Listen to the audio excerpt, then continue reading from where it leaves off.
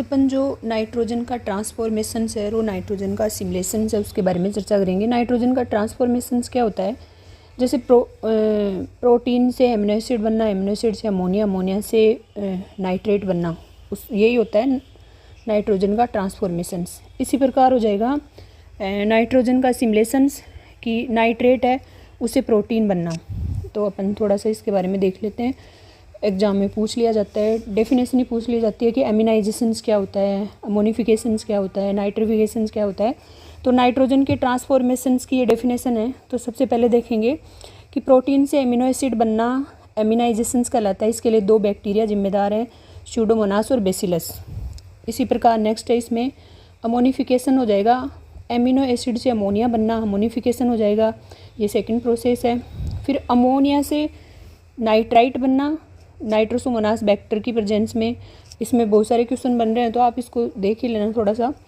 और नाइट्राइट से नाइट्रेट बनना नाइट्रोबैक्टर है उसकी प्रेजेंस में, इसी को अपन बोलेंगे नाइट्रोजन का ट्रांसफॉर्मेशंस।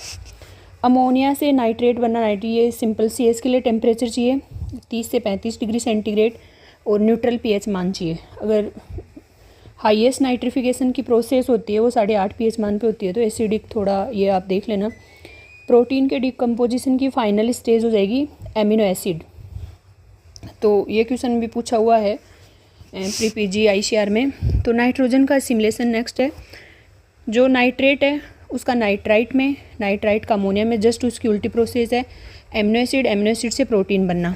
जो नाइट्रेट रिडक्टेज है वो प्लांट के स्टेम में होगा, साइटोप्लाज्म में।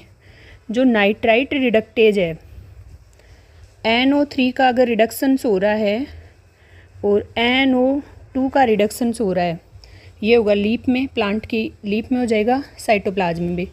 जो नाइट्रोजन का ट्रांसफॉर्मेशन होता है ये सोइल में होगा, तो आप थोड़ा सा ध्यान रख लेना। नाइट्रोजन का सिमुलेशन होता है अपने प्लांट्स के अंदर, प्लांट के पार्ट भी दे रखे हैं तो इसको आप देख लेना। और जैसे आप अपने नोट्स पढ़ रहे हैं सॉइल साइंस के, तो यहाँ कोई अलग नई चीज़ हो तो वो लिख लेना, बाकी खुद के नोट्स उससे ही पढ़ो।